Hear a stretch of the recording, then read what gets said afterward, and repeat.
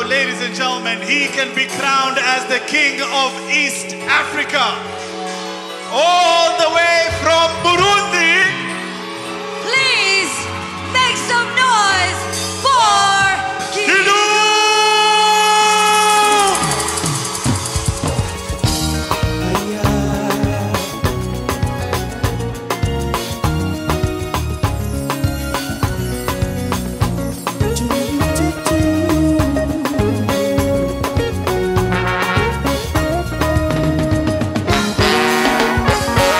Kila mmoja wetu amepewa neema kutoka kwa Mola, vipaji mbalimbali katupea Muumba na pia baraka, alafu pia kibali kila kukikuta. Maze imyaka myinshi ndi mu muziki, hanyuma byamfasha imyaka myinshi gutahura Kidumu akomeye he, jewe Kidumu nkomeye he, jewe nshoboye iki. Mu nyuma rero ndabitora, Imana irabinyereka, ntora yuko mfise ingufu cyane kuvyerekeye live performance kuri concert. Hanyuma kandi kiranshoboza gutangura gukora team yo kuzirafata amakonseri yashikiriza abafana bari kure bataje kuyabona cyangwa yabereye kure badashobora kuhashika, kandi abashoboye kuyabona online bace batangura kwitega icyo bashobora kubona babonye baje muri concert yanje. Ivyo bintu ndabona ko nakoze ikintu cyiza cyane, ko mbona kumenga nahora niyikumira jenyene, kandi amakonsere nakoze menshi cyane kuva muri 2001 gushika uno munsi. Rero kugira ubwenge gutangura kuza ndashikiriza abafana ni kintu je nabonye umenga navuye mu itiro, kuko niyo verite yuko Kidumu ari umuntu akora live cyane, niyo verite yiwanje, niyo verite ya kariyere yanje. Hajya jenja muri studio live namaze kwikora kenshi.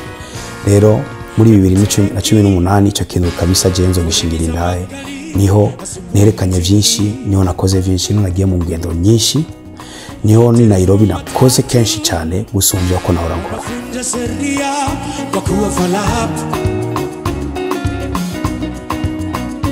Wanariadha kuruka viunzi na maji kupata medali, wanasiasa kila kibanza gifise abafana baco, kuko bavuga ati ngo ndahindura amabara. Uko niko bakunda kuvuga ati ukuvuza ngaha nukundi kuntu tutumva uvuza kuriya uri kuri kiriya kibanza cyari. Rero je nakunze ukuntu uvuza ngaha, naje sinzi ukuntu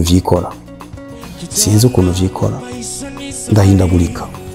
Rero barakunda iyo talent y'ukuntu bamaze kunyumviriza imyaka irenga 20 n'ingahe ariko batarambirwa.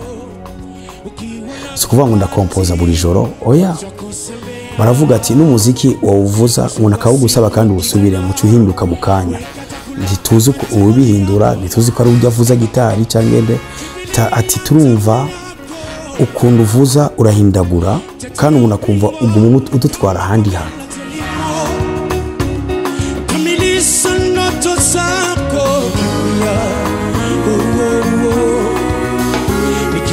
Nibaza ko ari gukompoza. Icyambere ikintu kizogushavuza na jewe nikimwe, sinsohora umuziki kuri pression ngo abagezeyo n'abanisheriye n'abatanzania Kidumu wewe ngusa n'uwazimye, oya, je nsohora hageze. Fata umwanya munini mu kwandika, mu kwiyumvira, ngumviriza vyose yuko kabisa noba shikira kuri ya nivo yatumye abantu bangunda. Sishobora kuvuga ko ndayirenza, ariko nguma niyumvira ijya nivo yatumye abantu bangunda, icyo bangundiye kijya gihe. Icyo nacyo sikindi ni message kwanza.